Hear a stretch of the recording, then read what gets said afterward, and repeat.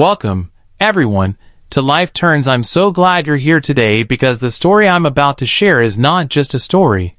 It's an experience that shook me to my core and made me question everything I thought I knew about being a parent. This is the story of how one private offer for my son changed the way I saw him, the way I saw myself, and the way I understood family. Sit back, listen closely, and maybe by the end, you'll find yourself asking the same question I did. What would you do if you were in my place? The evening it all began was nothing unusual at first. The sun was setting in its golden calm, the house smelled faintly of the curry I had cooked, and I was cleaning the dishes while waiting for my son to come home. He had been quieter than usual lately, and I assumed it was just work stress. You know how life is. Everyone carries their burden silently until they spill over. That night, when he finally walked in, I noticed his face wasn't just tired. It was worried, almost torn. I tried to brush it off with my usual motherly cheer, but deep inside, I sensed something was about to change. We sat together after dinner, just the two of us. He didn't touch his food much, which already put me on alert. After years of raising him, I could read his moods like an open book. Finally, with his hands trembling slightly, he looked at me and said, "Mom, I need to talk to you about something important. But I need you to promise me you won't get angry before I finish." My heart skipped. 1,000 thoughts rushed through my head. Was he in trouble? Was he hiding something? The silence between us stretched heavy, almost suffocating, until I nodded slowly, signaling him to continue. He took a deep breath, his eyes filled with a mixture of fear and determination. "I've been saving up money, and I want to make you an offer. I don't want you to worry about bills anymore. I want you to quit your job. I'll take care of everything from now on." For a moment, I just stared at him, unsure if I heard him correctly. Was my son, my little boy, who once depended on me for every single thing, now telling me to depend on him? It was as if the roles of our lives had suddenly flipped, and I wasn't sure if I was ready for it. My throat tightened. I had worked my whole life, not just for money but for purpose, dignity, and the pride of being independent. I raised him alone after his father left, and I carried the weight of two parents on my shoulders. And now here he was, looking at me with eyes full of love and guilt, asking me to step down from that role. I wanted to feel grateful, I wanted to smile and accept his kindness, but deep inside, something resisted. Was this truly a gift of love, or was it a silent message that he thought I couldn't handle life anymore? I tried to keep my voice steady. "Why, son? Why now? Do you think I'm weak, or do you think I can't manage anymore?" His face immediately softened. "No, Mom," he said quickly. "It's not about you being weak. It's about me finally being strong enough. You've carried me for so long, and I can't stand watching you still struggle. You deserve peace. You deserve rest. Please, let me do this for you." His words pierced through me like a knife. They were beautiful, selfless, and full of love, but they also carried the weight of truth I had been avoiding. Maybe I was tired. Maybe I was worn down more than I admitted. But letting go of control? That was something else entirely. That night, after he went to bed, I couldn't sleep. I stared at the ceiling, my mind battling with my heart. Every memory of raising him flashed before me. The nights I worked double shifts to pay the bills, the times I skipped meals so he could eat, the days I encouraged him to dream bigger even when I was drowning inside. And now here he was, strong and capable, ready to repay me in the only way he knew how. But was I ready to accept his offer? Or would accepting it feel like I was giving up on myself? The next morning, I sat with my cup of tea and thought about my late mother.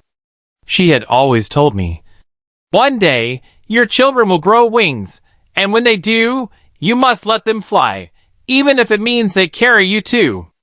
Those words suddenly made sense in a way they never had before.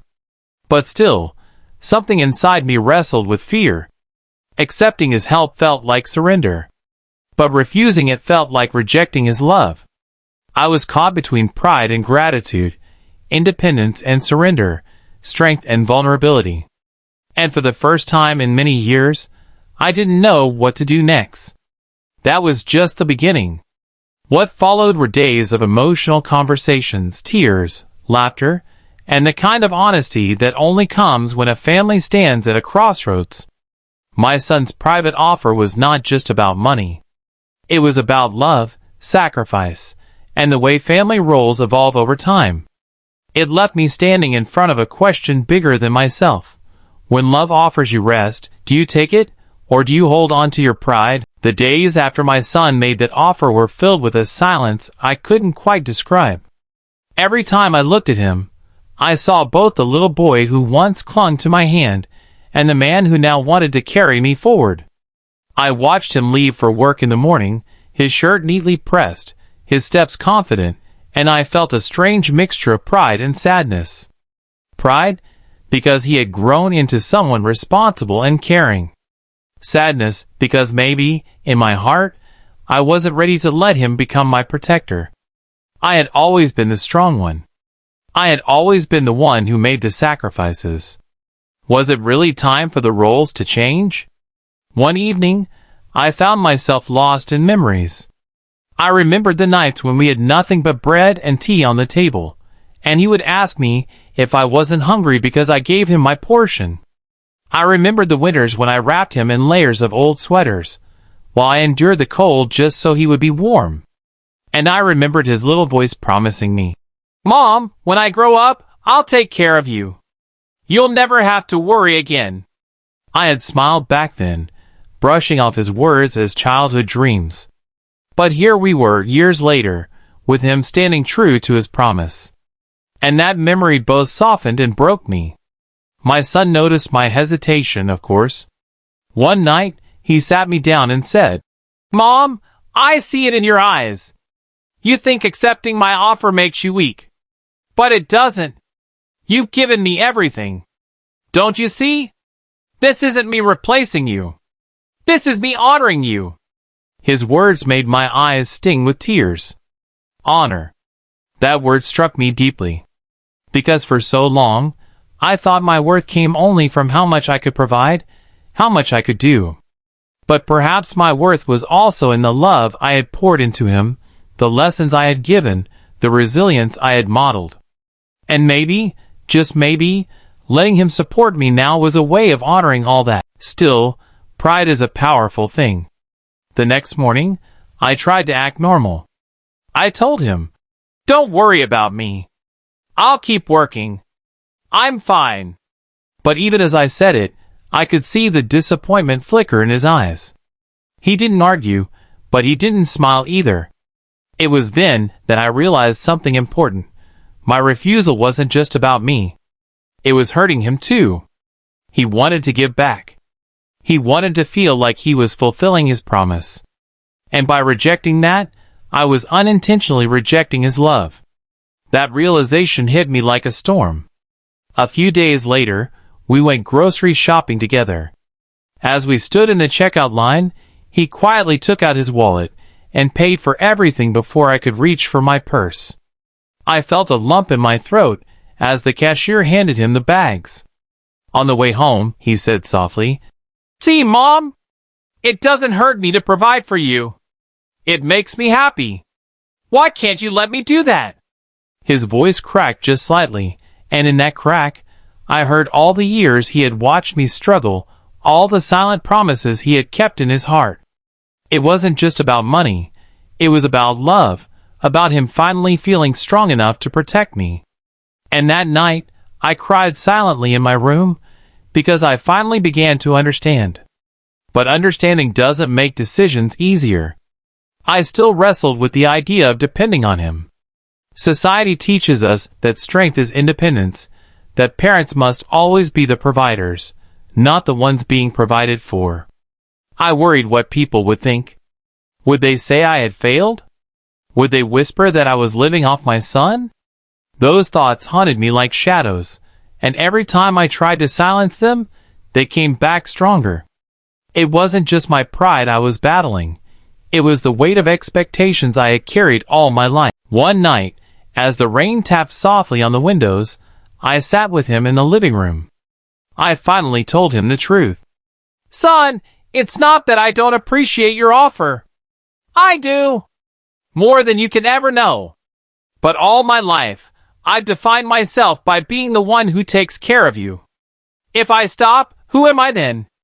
What is my purpose?" He took my hands gently in his eyes filled with compassion. "Mom, your purpose isn't in paying bills or carrying burdens. Your purpose is in who you are, my mother, my guide, my strength. You don't lose that by letting me help you. You don't lose yourself. You just gain rest." His words wrapped around me like a warm blanket, but they also exposed a truth I wasn't ready to face. Maybe I was afraid of rest because it felt too close to surrender. The inner conflict tore at me day after day. I began noticing small things. How my back ached after long hours at work, how my energy drained faster than before, how the world seemed heavier on my shoulders than it used to. And yet, every time my son looked at me with hopeful eyes, waiting for me to say yes, I hesitated. Because letting go felt like admitting time had caught up with me. And that was a truth I wasn't ready to accept. Not yet. And so, I found myself at a crossroads. One path was filled with pride and independence, the life I had always known. The other was filled with love and surrender, a life where my son carried the burdens I once carried for him. Both paths seemed right, and both seemed wrong. And every night, as I lay awake, I wondered, was I holding on to my pride to protect myself, or was I holding on to it because I was afraid of what it meant to finally let go? The night that changed everything came quietly, without warning, like a whisper in the wind. I was sitting at the table with bills scattered in front of me, trying to balance what little I earned with the endless expenses that never seemed to stop. My son walked in, saw the papers, and his face fell. He didn't shout, he didn't get angry. He just walked over, gently picked up the bills, and placed them in his bag. "No more, Mom," he said softly. "This ends tonight." I looked at him, stunned, unsure whether to laugh or cry. "What do you mean?" I asked, my voice shaky. He looked at me with eyes so steady, so full of love, that I knew he had already made the choice for both of us. "I mean, you're not doing this anymore. I'm taking over. You deserve to breathe. You deserve to live without this constant weight. Please let me do this." I wanted to protest, but the words got stuck in my throat. For the first time in years, I felt the tears run freely down my face, not because of pain, but because of release. It was as though a chain I had carried for decades had suddenly loosened. But even in that moment, the old habit of resistance tried to rise. "But what will people say?" I whispered. "They'll say I'm weak. They'll say I've failed." My son knelt beside me, took my hands in his, and shook his head firmly. "Let them say what they want. I don't care what the world thinks. What matters is what I think, what you feel, and what we know. And I know this, you are the strongest woman I have ever known. You're not weak, Mom. You're finally free." That night, I barely slept, but it wasn't because of worry this time.